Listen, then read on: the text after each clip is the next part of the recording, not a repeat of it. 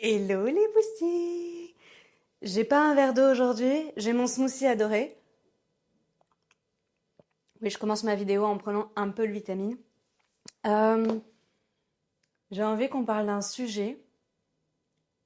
un sujet qui nous touche tous dans cet épisode d'Entre nous. Donc on est posé, bon appétit si tu manges, bonne relaxation si tu es en train de m'écouter en version podcast et que tu es allongé dans ton lit ou dans les transports ou bref. Euh, En fait, c'est un sujet qui est ultra clivant et j'avoue que j'ai du mal à me positionner. J'aimerais qu'on parle aujourd'hui de d'intelligence artificielle, l'IA. Et je me suis rendu compte à chaque fois que j'avais ce type de conversation avec mes proches ou avec mes coachés qu'on avait des positions parfois radicalement différentes. On peut se rejoindre sur certains aspects, mais aujourd'hui ne pas parler d'intelligence artificielle, c'est passer à côté d'une évolution je vais essayer d'être neutre au début, d'une évolution de notre espèce, de l'Homo sapiens sapiens, d'un progrès technologique. Oups, j'ai dit progrès. Ok. Euh, D'abord, pour commencer, dis-moi en commentaire si tu utilises l'intelligence artificielle ou pas, que ce soit dans ton quotidien ou de manière ponctuelle.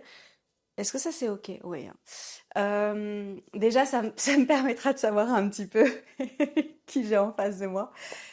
J'ai eu plusieurs conversations très différentes cette semaine et je me suis dit, ok, let's go. J'ai eu une de mes amies qui m'a dit, je refuse d'utiliser ChatGPT et ses amis. Euh, oui, je dis ChatGPT. Euh, on peut dire ChatGPT, on peut dire, je sais pas ce que vous voulez. Bref, ce sera ChatGPT pour cette vidéo. Je refuse de l'utiliser et ça me fait chier quand j'utilise Google qu'en fait le premier bloc maintenant de recherche ce soit basé et généré par une IA. Donc je pense qu'il y a d'autres...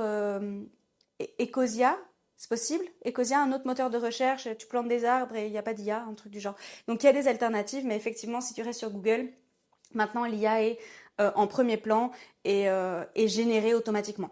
Je ne sais pas s'il y a des paramètres, s'il y en a qui ont des pistes, mettez-les dans les commentaires. Euh, donc en gros, à part si tu vis dans une grotte isolée, je pense que tu es confronté quand même à l'intelligence artificielle chaque semaine. J'essaye d'être prudente dans ce que je dis. Chaque semaine. Donc j'en ai une qui m'a dit je refuse. Je refuse de l'utiliser. Elle a jamais utilisé ChatGPT de sa vie et elle essaie de trouver des alternatives pour éviter, justement avec Google, elle en a pas trouvé, euh, pour ne pas prendre part à ça. Ok. J'ai une autre de mes amies qui m'a dit, en fait, révolution. Ça m'a même aidé à choisir les rideaux assortis à mon intérieur. Je lui ai donné certaines infos de chez moi, etc. Il m'a fait les palettes Pantone et compagnie. Et en fait, je suis extrêmement heureuse du résultat. J'ai une autre amie qui m'a dit, en fait, je suis en pleine rupture amoureuse. Je suis suivie par une psy et par une coach. Et en fait, j'ai besoin de comprendre mes mécanismes internes et mon mode de fonctionnement pour comprendre pourquoi ça a foiré. Pourquoi de cette manière-là? Pourquoi? Et entre mes séances de thérapie, en fait, j'utilise ChatGPT pour ça et les résultats sont bluffants. Bluffants en termes de compréhension de soi, de connaissance de soi. Encore une fois, chacun son utilisation, ok, on n'est pas là pour juger. Et puis, Nadia, si tu me regardes, je t'avais dit que je te ferais un big up dans ma vidéo. Une de mes coachées, j'ai plusieurs coachées qui s'appellent Nadia, donc ça met le flou.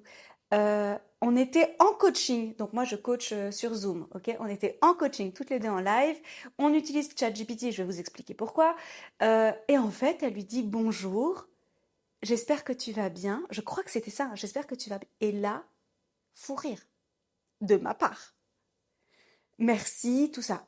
Et je dis mais c'est ton pote. Elle me dit en fait, en fonction de comment tu lui parles, il te répond, etc., etc. Et donc en fait, elle lui parle comme un humain.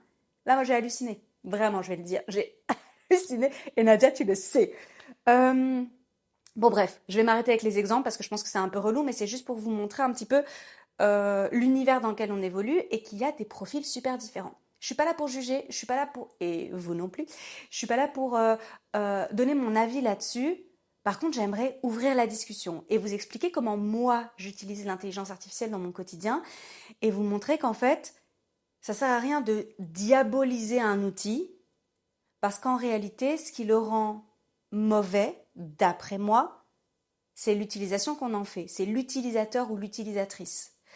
Et que je pense que le premier truc auquel on pense quand on pense... Ah, enfin, non, non, non. Je recommence ma phrase.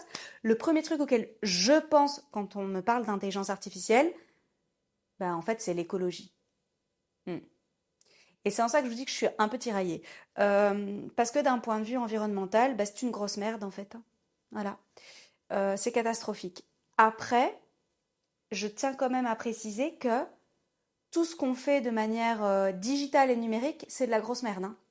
Sauf que là, on est à un level au-dessus et que les serveurs surchauffent et qu'il faut de l'eau, énormément d'eau pour les refroidir et qu'il y a certaines startups à certains endroits du monde qui ont développé euh, des systèmes qui permettent d'utiliser cette surchaleur pour chauffer des villes, créer de l'électricité, etc. Mais c'est clairement pas la norme partout et que ça reste un désastre écologique.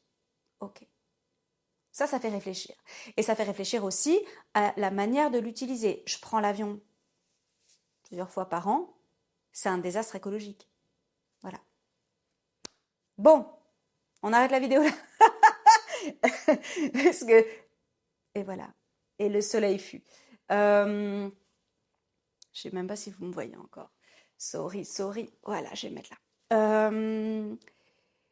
Ça me pose problème. Vraiment, vraiment. Est-ce que pour autant je l'utilise pas? Non.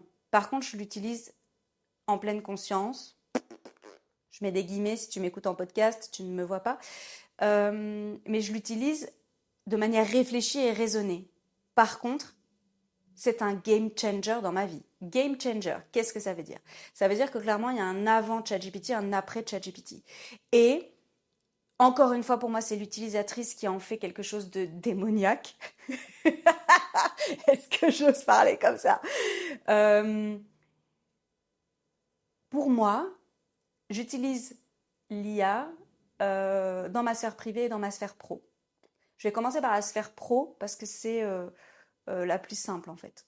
Euh, Quand tu es seul dans ton business, il y a plein de casquettes que tu n'as pas en fait. Et ce qui est complètement logique puisque un vrai business, d'après moi, un vrai business, ça veut rien dire ça, mais un business pour qu'il soit pérenne et qu'il soit rentable nécessite plusieurs corps de métier.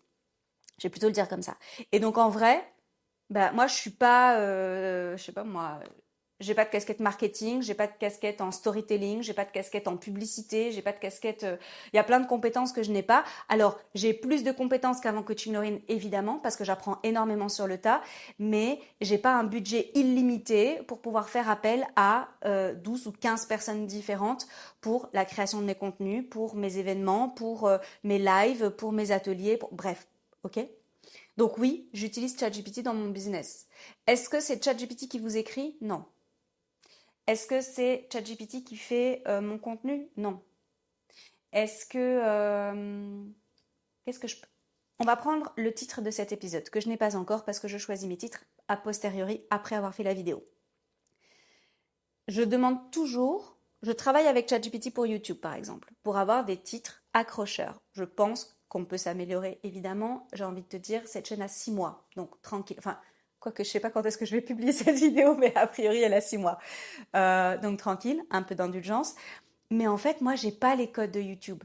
Il y a plein de trucs que je maîtrise pas. Bah pour ça, c'est un assistant formidable. Parce que ça me permet, moi, d'aller plus vite, d'apprendre et d'avoir quelqu'un sur qui compter. Et on met des fucking guillemets, hein, mais d'avoir une intelligence artificielle, donc la vraie intelligence artificielle, qui va chercher dans toutes ces bases de données pour pouvoir m'aider. Et donc, il me sort généralement 15 titres différents en fonction de l'angle que je veux adopter. Et ce que je fais moi, je les mixe. Donc, je n'utilise, je pense que ça m'est jamais arrivé, un produit pur de ChatGPT. Non. Les études ont montré aujourd'hui que ce qui est le plus performant, c'est d'utiliser ton expertise, tes compétences à toi, comblées à une intelligence artificielle. Tu vas beaucoup plus vite, beaucoup plus loin et tu es bien plus pertinent.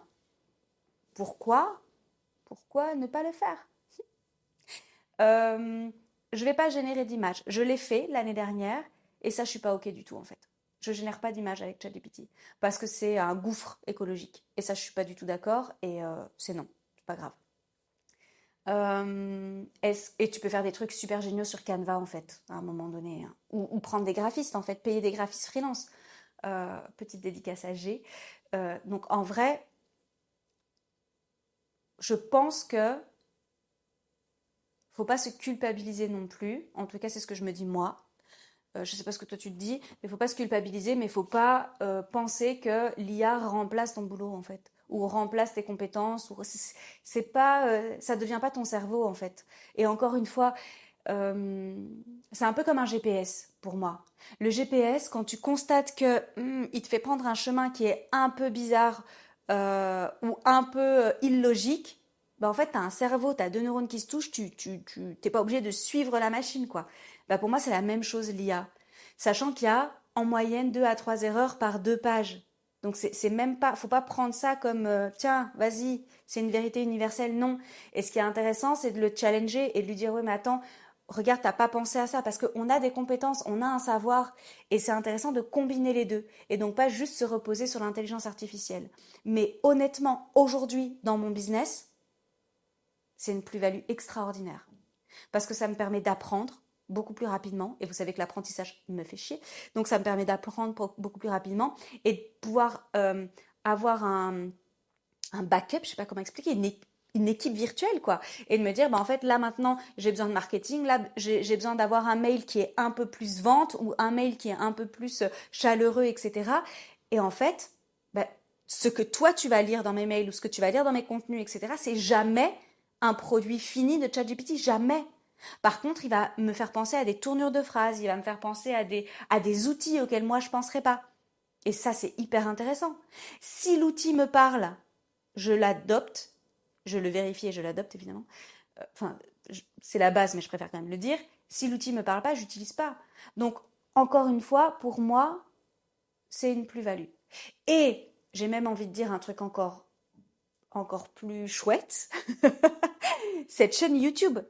J'ai voulu une chaîne YouTube sans montage, sans, sans fioriture, sans rien, et sans ultra méga authentique. Je pense que ça se voit. Vous savez que j'ai pas de script. Vous savez que j'ai pas de, j'ai juste mon idée, mon fil conducteur, et puis je parle autour de ça. Ça plaît pas. Ça c'est chacun ses goûts, ok. Mais vous êtes de plus en plus nombreux sur cette chaîne et j'ai des retours super chouettes. Donc je me dis qu'il y a quand même des personnes à qui ça plaît.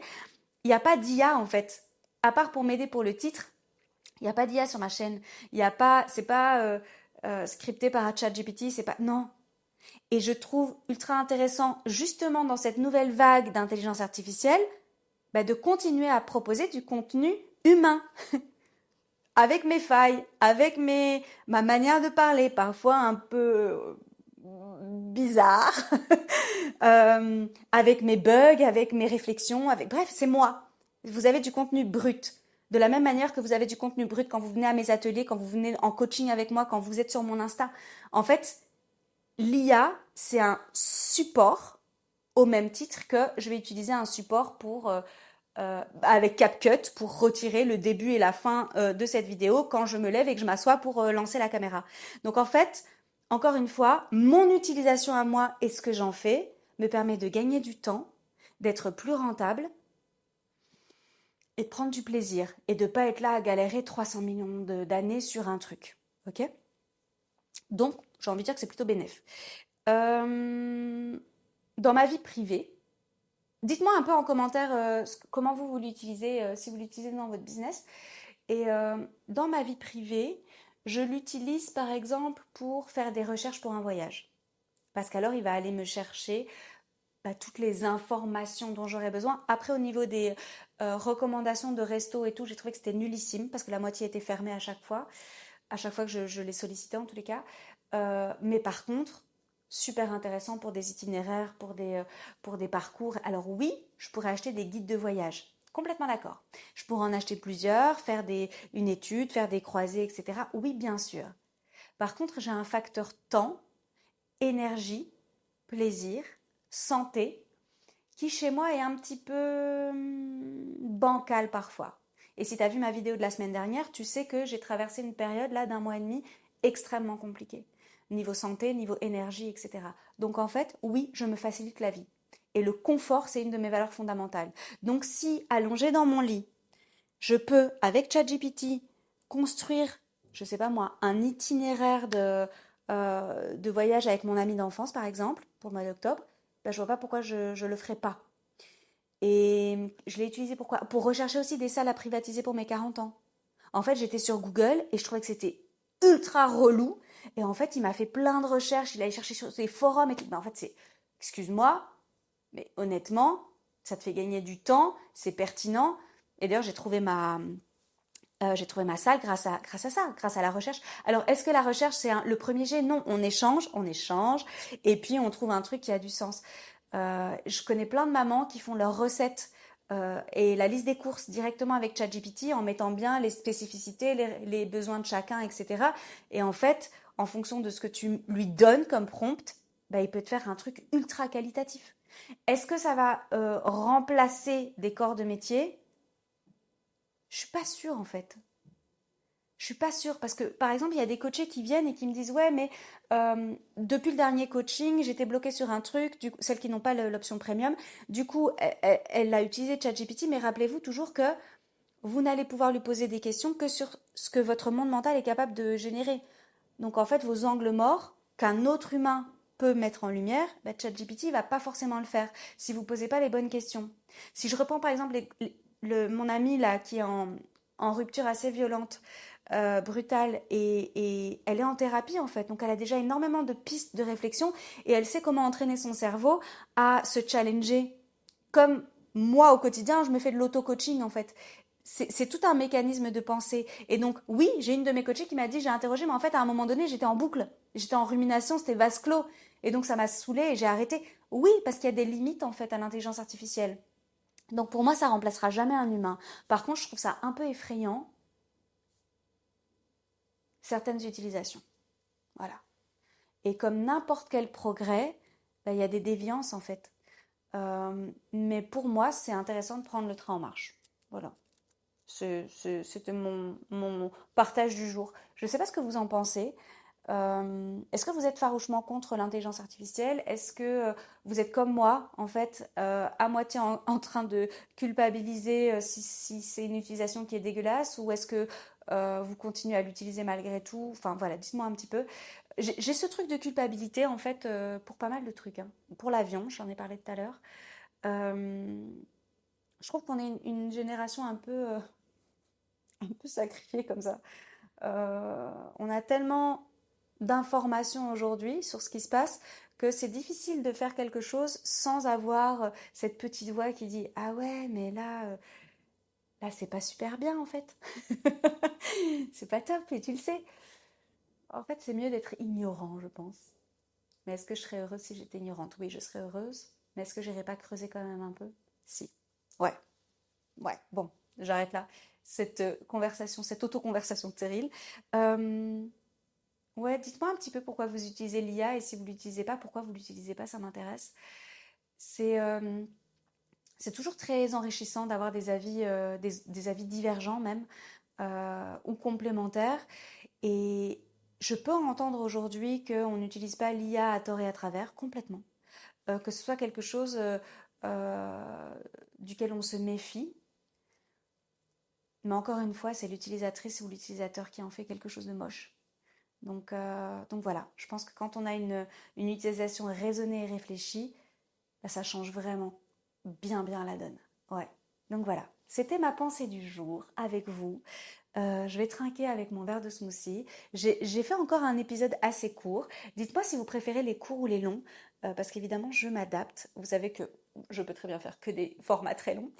Mais je garde plutôt ça pour les interviews pour le moment, comme ça j'alterne un petit peu. Vous savez que vous avez, j'ai mon verre à la main, oui, je vais rester avec mon verre à la main. Vous savez que vous avez cette version-là en podcast. Je vous mets tous les liens cliquables dans la légende de cet épisode. Vous avez la version vidéo évidemment sur YouTube et sur Spotify d'ailleurs. Je serai extrêmement heureuse de vous lire en commentaire. Et évidemment, qu'est-ce que j'ai oublié? T'aurais pu me le rappeler quand même? Oui, je parle à mon boosty. Abonnez-vous. Abonnez-vous. Mettez-moi un pouce si la vidéo vous a plu. J'ai vu que j'avais reçu 2 pouces négatifs sur une de mes vidéos. Alors vous vous dites, putain, la meuf, elle les compte, oui, mais parce que c'est les 2 premiers. Bah c'est ok aussi en fait, hein. On n'est pas obligé d'aimer tous mes contenus, on n'est pas obligé de m'aimer, on n'est pas obligé de me regarder d'ailleurs. Euh, mais si vous mettez un pouce vers le bas, bah expliquez-moi pourquoi. Peut-être, non, je sais pas. Et si vous mettez un pouce vers le haut, évidemment, expliquez-moi aussi pourquoi. Mettez-moi en commentaire les sujets aussi que vous avez envie que j'aborde dans d'autres vidéos. Ici, l'intelligence artificielle, j'avais envie de faire une petite capsule parce que, en fait, ça devient inévitable. Et hier, je vais faire un dernier. Hier, j'étais à un spectacle d'impro. C'était la première fois pour moi. Vous savez que j'ai, pour si vous me connaissez et que vous me suivez, que j'ai 40 ans cette année et que chaque mois, je vais faire une à plusieurs activités inédites que je n'ai jamais faites tout au long de l'année, pour l'année de mes 40 ans. Bref, c'est le truc que moi j'ai décidé pour moi et j'adore ça. De manière générale, je fais pas mal de nouveautés, mais là j'ai envie d'en faire de manière régulière, voire systématique, chaque mois, pour marquer mon année. Et hier, c'était spectacle d'impro, IA, vous et moi.